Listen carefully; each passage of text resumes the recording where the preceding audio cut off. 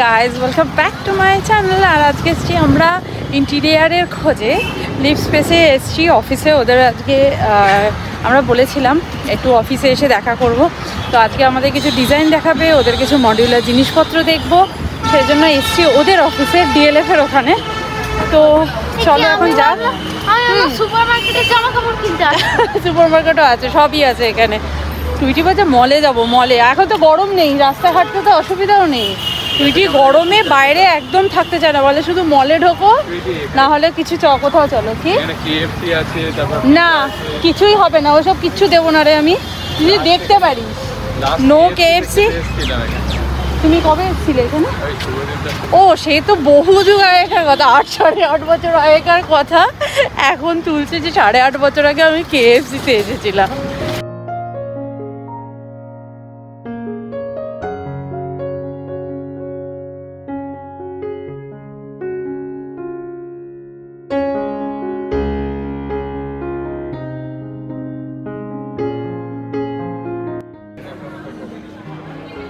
এটার থেকে আমার প্ল্যানিং পয়েন্টটা বের করতে হবে, বার করতে হবে। যেটা আছে ওটাকে সরিয়ে দিয়ে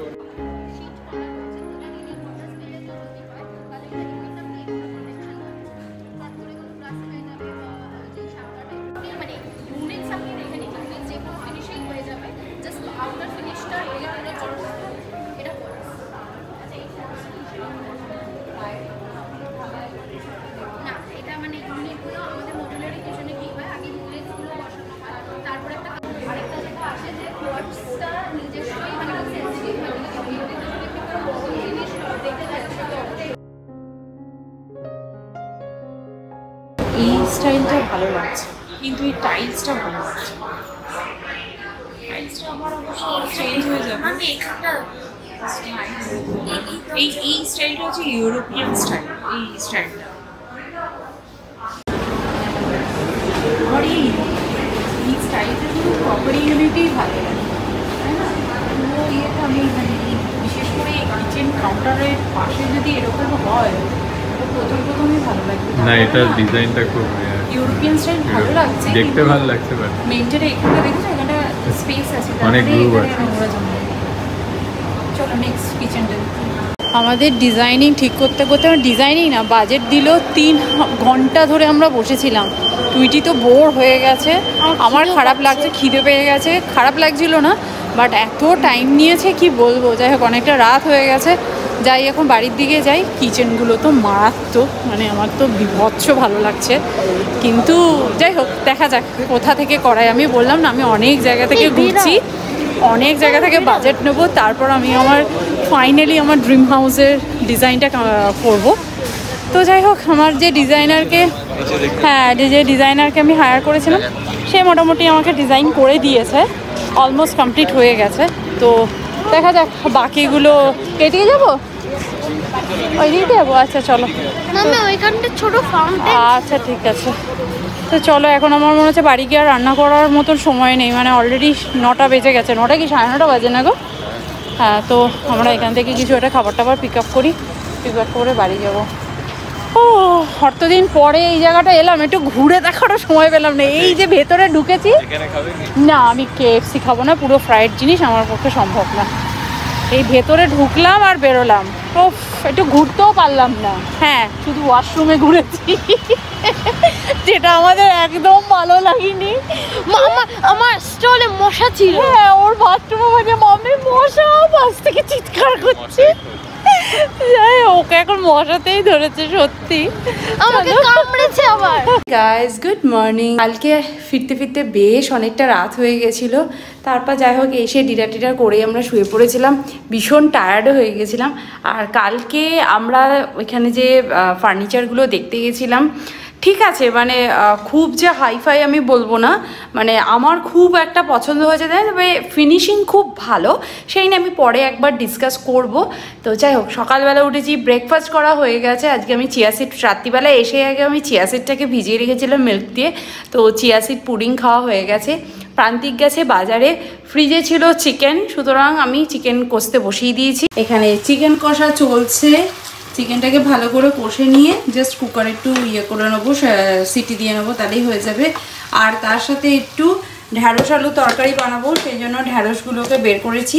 আর এই কন্টেনারে না ভেজিটেবল স্টোর করে রাখলে এত ফ্রেশ থাকে, আমি জানি না কেন, এটার মধ্যে কি ব্যাপার আছে। শুধুমাত্র কি শুধু এই জালিটার জন্যই এত ভালো থাকে ভেজিটেবল? যেন বেশ অনেক দিন হয়ে গেল প্রান্তিক এই ঢ্যাঁড়সগুলো এনেছে। এই ঢ্যাঁড়সগুলোকে আজকে রান্না করব।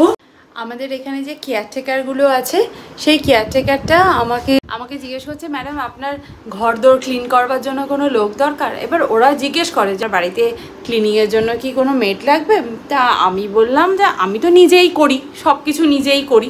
তো আমি বললাম না, আপাতত তো এখন লাগছে না। যখন আবার আসছি তখন আবার আমাকে জিজ্ঞেস করছে, না ম্যাডাম ওনারই কোনো এক রিলেটিভ আছে, আগে এইসব রান্নাবান্নার কাজ, ঘর ক্লিনিংয়ের কাজ এসব করতো, তা ওনার কাজ চলে গেছে।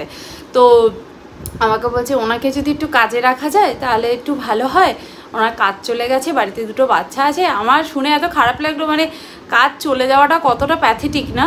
ঠিক আছে, রাখতে তো আমি পারি, রাখলে তো আমারই সুবিধা হয়। কিন্তু তারপর আমাকে জিজ্ঞেস করছে রান্নাবান্নার উপরে। আমি বললাম না, রান্নাবান্নাটা আমি কারোর কাছেই ছাড়তে চাই না, কারণ প্রান্তিকরা ছোটোবেলা সেই 16 বছর বয়সে হস্টেলে গেছে, হস্টেল থেকে হস্টেলের খাবারই খায়। তো তারপরে পুরো চাকরি বাকরি সমস্ত কিছু, হায়ার এডুকেশন সমস্ত হস্টেলে থেকে থেকে করেছে। তো তারপর চাকরির পরেও রান্নার একটা মাসি ছিল, সেই রান্নার মাসি এসে রান্না করে দিয়ে যেত। তো ওর বাড়ির খাবার, বাড়ির লোকের হাতের খাবার খাওয়াই হয়নি। তো আমাদের যখন বিয়ে হয় তখন আমাকে এই কথাটা বলতো। তা আমি বললাম, খেয়েছে রে, আমি তো নিজেই রান্না করতে পারি না। মানে রান্না করতে পারি, মানে রেগুলার বেসিসে এখন যেমন করি সেরকম তখন সত্যিই পারতাম না, কারণ আমাদের বিয়ের আগে কোনোদিন করার প্রয়োজনই হয়নি। সে হয়তো টুকটাক রান্না আমরা বিয়ের আগেও করতাম। তারপর যখন আমরা বাইরে গেলাম, ইউএসএতে গেলাম, ইউএসএতে যাওয়ার পর সব ডিফিকাল্টি পসিবল হয়ে গেছে, কোনো কিছু ইম্পসিবল বলে কিছু নয়। কাজ করেছি, তারপর রান্নাবান্না করেছি, তখন টুইটিকে সামলেছি, মানে সব কিছুতেই একদম প্রো হয়ে গেছিলাম আর কি। তো সব কাজই করে ফেলতে পারতাম টুরি মেরে, একদম কোনো চাপ। প্রথম তো প্রচণ্ড চাপ লাগতো, তারপর ঠিক হয়ে গেছিলো।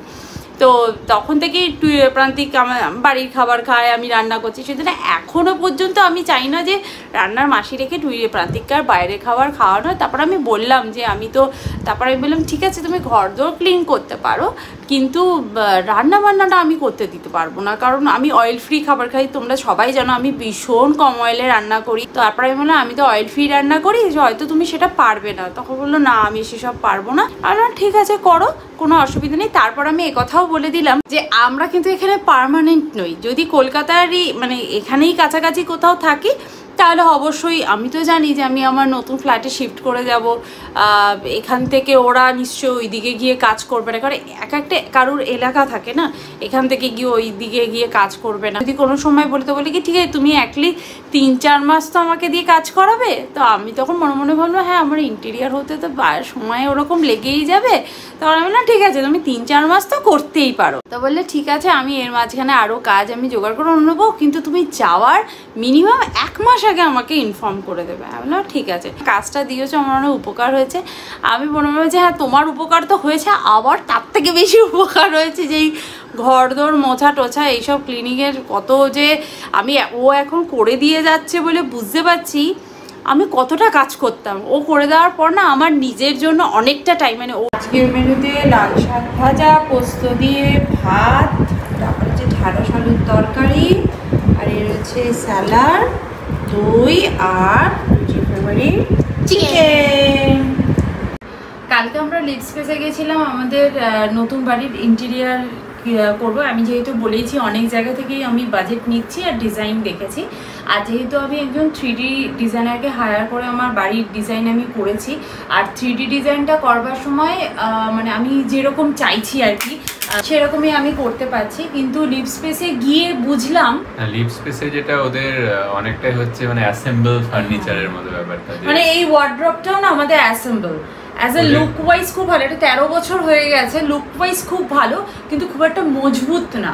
মজবুতের থেকে বড় কথা হচ্ছে আমি যে কাস্টমাইজেশনটা চাইছি বা তুমি যেটা ডিজাইন করেছো এক্স্যাক্ট কিন্তু ওরা আনতে পারে। মানে ইনফ্যাক্ট আমি বললাম একটা ওয়ার্ড্রপে এক্সট্রা, মানে ওরা হ্যাঙ্গিং এ জায়গা করেছে, এবার আমি নিজে বলছি এখানে একটা র্যাক এক্সট্রা অ্যাড করা যাবে তো, বলছে না ম্যাডাম সেটা করা যাবে না, মানে ওদের যেটা আছে সেটাই দিতে হবে।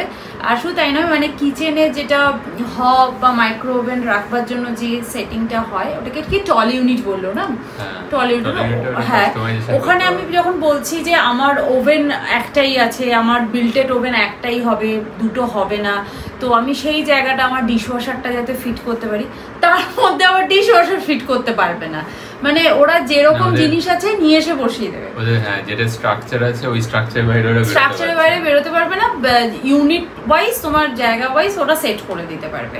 আর একটা জিনিস আমার খুব বাজে লাগলো যে মানে এত বড় কোম্পানিকে বাজে বলা উচিত না, যাদের অনেকেরই হয়তো ভালো লাগবে জিনিসটা, নো ডাউট ভীষণ ভালো, ফিনিশিং অসাধারণ, টেকসই কতটা হবে আই ডোন্ট নো, বাট আমি কোনোদিন ইউজ করিনি, বাট এটা যেমন জল হালকা ফুলকা জলও লেগেছে, হ্যাঁ কিন্তু এইগুলো কিছু হয়নি, কিন্তু ঠিক আছে, কিন্তু খুব একটা না মজবুত না ব্যাপারটা। আমাদের ওই ঘরের ওয়ার্ড্রপটা যেমন একদম সেগুন, ওটা সেগুন কাঠ দিয়ে করে না, একদম সেগুন কাঠ দিয়ে, ওটা যেমন মজবুত, মানে একটা র্যাকের উপর দাঁড়িয়ে আমি ওপর র্যাকের জিনিস অ্যাক্সেস করতে পারি, মানে কিছু হয় না, কিন্তু এটা কাস্টমাইজেশন নেই, মানে তুমি যদি ওপেনও করো মনে হচ্ছে জাস্ট রেডিমেড যেরকম হয় অ্যাসেম্বল করার মতো এরকম ফিলটা আছে, হ্যাঁ সেরকম খুব একটা ভালো আমার লাগছিল না সেই দিক থেকে। আর একটা জিনিস আমি বুঝেছিলাম যে আমরা টুইটির রুমে যে একটা স্ট্রাকচার চাইছিলাম আর কি, যেটা স্টাডি ইউনিট যেরকম হবে, তো ওরা ওই কার্ভ ব্যাপারটা বা ওইগুলোকে ওরা সব কিছু করবে না, ওরা হচ্ছে বক্স বক্স বক্স বক্স যেরকম আছে সেই রকম বসিয়ে, তুমি যতগুলো বক্স চাও ওরা বসিয়ে দেবে, লম্বা ভার্টিক্যালি হরিজন্টালি তোমরা যতগুলো চাও বসিয়ে দেবে, কিন্তু যেটা মানে এই ঘরটার জন্যই এই ফার্নিচারটা তৈরি হয়েছে সেই জিনিসটা না ওরা মানে ওদের সিস্টেমে নেই আর কি। আমি একটা কনসোল ইউনিট বানাবো বলেছিলাম এবং আমি সেখানে বলেছিলাম যে ওপরটা ড্রয়ার হবে, নিচেরটা পাল্লা টাইপের হবে, ওরা বলছে নয় 3টে ড্রয়ার করতে হবে আর না হলে পুরোটা পাল্লা করতে হবে, মানে এই জিনিসগুলোর মডিফিকেশন গুলো ওরা করতে পারবে না। বাট দেওয়ালে যে কার্ভ আছে বা একটু কাস্টমাইজ করে যেটা বানাতে হবে সেটা করতে পারবে না, জাস্ট আমি এনে বসিয়ে দেব, মানে আমি এরকম লাগছে যে আমার একটা দেওয়ালে একটু আপ ডাউন মিন্স পিলারটা রয়েছে আর নিচটা ডাউন আছে, আমি ওটাকে সমান করে দিতে, ওরা বলে সমান করতে গেলে A to Z মানে পুরো ওয়ালটাকে ওরা প্যানেলিং করবে, ওরা ওইটুকুকে প্যানেলিং করতে পারবে না, মানে এই জিনিসটা আমার ঠিক ভালো লাগলো না। আর বাজেট বলতে গেলে মানে আমি বাইরের যে নাম করা ইন্টেরিয়ারেরই আমি বাজেট নিয়েছি, সেই বাজেটের সঙ্গে ওই বাজেটে এদের বাজেটে কিন্তু খুব একটা ডিফারেন্স নেই, তাই না? বাজেট ঠিক আছে, বাজেট ঠিক আছে, এখনো কিছু দেয়নি, হ্যাঁ এরপরে চেঞ্জ বা মডিফিকেশন হয়, ওদের এটা হয়তো বিজনেসের একটা ট্রিক্স হতে পারে, মানে একটা সেম বাজেট মানে মার্কেট বাজেট ওরা তো জানে, সেটা বলে হয়তো কাস্টমারকে নিয়ে নিচ্ছে। এবার অ্যাডভান্স যখনই আমি নিয়ে নিচ্ছি তখন তো আমি আটকে পড়লাম, ওখান থেকেই আমার করাতে হবে। আবার যেটা অ্যাডভান্স ওরা 1 লাখ অ্যাডভান্স নেবে, ডিজাইনিং করবে, আর ডিজাইনিংয়ের মানে শুধু ডিজাইনিংটা নিলেও আমার 1 লাখ নিতে হবে, আর না হলে ওদের কাছে গিয়ে ফার্নিচার নিতে হবে। না ওটা ডিজাইনিং এর জন্য যেটা স্টার্টিং করছে ওটার জন্য 1 লাখ বুকিং নিচ্ছে, ওটা কোনো মানে টাকা কাটবে না, বাট ওদের ওখান থেকে জিনিস কিনতে হবে, বাই চান্স আমাকে যদি ক্যান্সেল করতে হয় তাহলে 1 লাখ টাকা গেল, আর সোজা কথা কিনতেই হবে। এবার ওদের ওখানে অবভিয়াসলি ফার্নিচার খুব ভালো, সোফা টোফাগুলো আমি দেখেছি বেশ ভালোই লেগেছে। কিচেনের ওই জিনিসটাই আমার ভীষণ ডাউট, মানে দেখো বাড়ি একবারই করব, জানি না এই বাড়িটাকে আবার কবে নতুন করে সাজাতে পারবো, কিন্তু যখন সাজানোর একটা সুযোগ পেয়েছি নিজের মতন করে সাজাবো, এটাই আমার টার্গেট। আর আমি যেগুলো কিচেনে চাইছি মানে এই জায়গায় এই ক্যাবিনেটটা হবে, এই জায়গায় এটা হবে।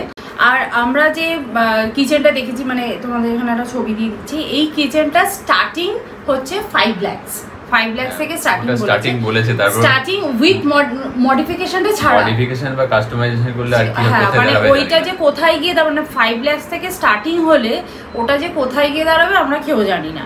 তো যাই হোক, তারপর হচ্ছে একবার যদি আমি আটকে যাই আমি কাজ স্টপ করতে পারবো না, আমাকে কিন্তু পেমেন্টও করতে হবে, কাজও করতে হবে, মানে এই জিনিসটা আমার ঠিক মানে ফ্রেন্ডলি লাগলো না, মানে এটা একটা ব্যাপার, মানে ওদের অনুযায়ী যেতে হবে। আমি যেটা বলছি সেটা ওরা করতে পারছে না, সেটা এক্সাক্ট করতে পারবে না, ওরা নিজেদের মতো করছে, ওদের অনুযায়ী আমাকে চলতে হবে। আর একটা জিনিস, আমরা যেখানে একটা স্পটলাইট দিতে চাইছি বা স্ট্রিপ লাইট দিতে চাইছি, ওরা কি বলছে স্ট্রিপ লাইট বা স্পটলাইটটা ইনবিল্ট হবে না, সেটা ঝুলবে, জিনিসটা ফার্নিচারের থেকে ঝুলবে, মানে ওটা যে কি অড লাগছে দেখতে, মানে আমার একদমই সেটা পছন্দ নয়, মানে আমি যেটা চাইছি একদমই সেটা হচ্ছে না।